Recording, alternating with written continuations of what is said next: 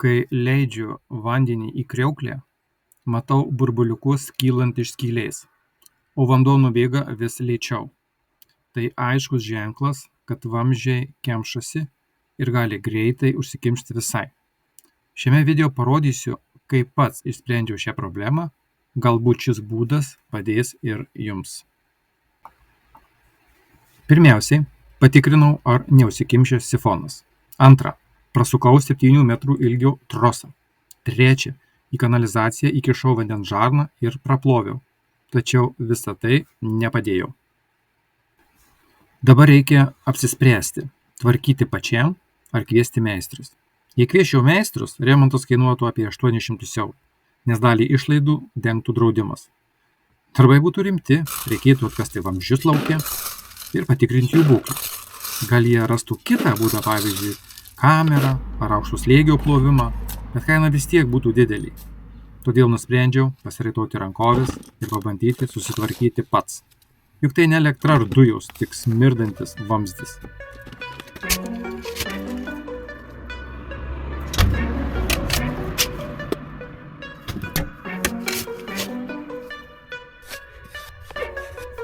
Atkasinėjau ir pamačiau 2 vamzdžius.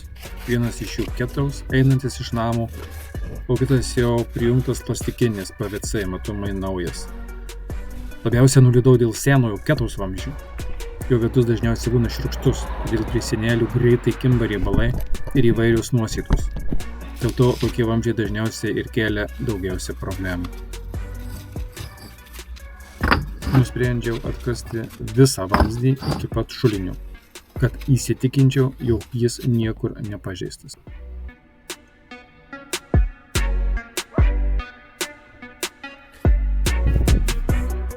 Šiuo vamzdžiu nuotekos pašalinamos iš virtuvės kriauklės. Prie jo taip pat prijungta indaplovė. Toliau matosi dar viena atšaka, kitas vamzdis, kuriuo teka nuotekos iš tualeto, dušo ir skalbyklės. Abu šie vamzdžiai susijungia ir nukeliauja į šulinį.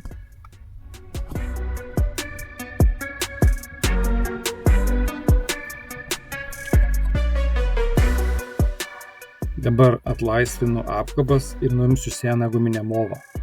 Kadangi jau nusipirkau naują, senosios saugoti nereikia. Visas šio remonto išlaidas sudaro ši mova, kuri kainavo 17 eurų.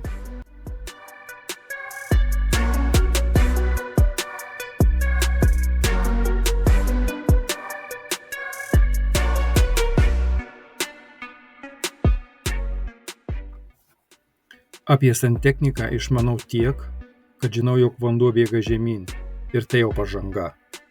Todėl visų prašau padėti man laikutį, nykštuką į viršų. Ačiū.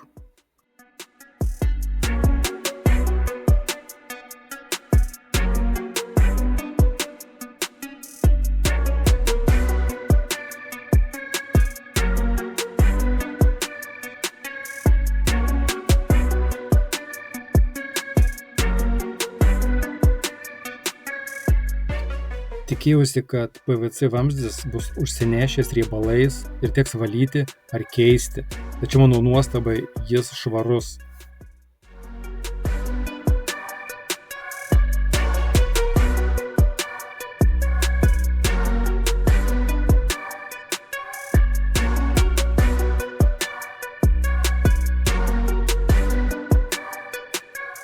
Na, o dabar vaizdelis kaip iš siaubo filmo. Štai kaip atrodo špižinis vamzdis. Žiauru.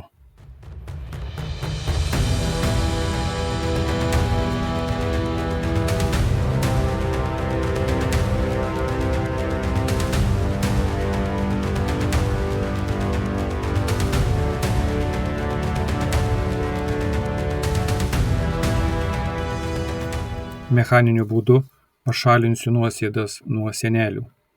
Ant koto pritvirtinau metalinę plokštelę, kuriuo išgramdysiu viso vamzdžio vidų. Svarbu praplauti ir vamzdį, tačiau būtų labai gerai tai padaryti aukšto slėgio priemonėmis.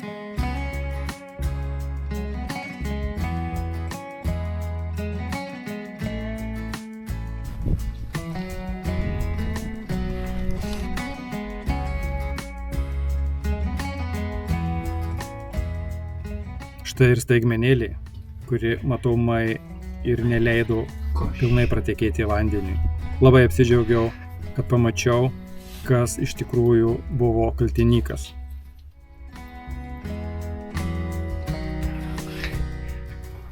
Taip ir nesupratau, kas tai per darinys. Lengvas, viduje baltas, ar tai riebalai?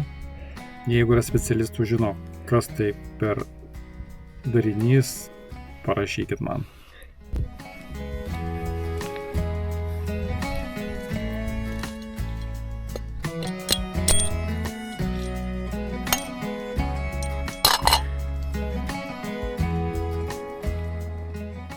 Taigi, dabar laikas viską sutverti ir išbandyti. Tikiuosi, kad bus viskas gerai.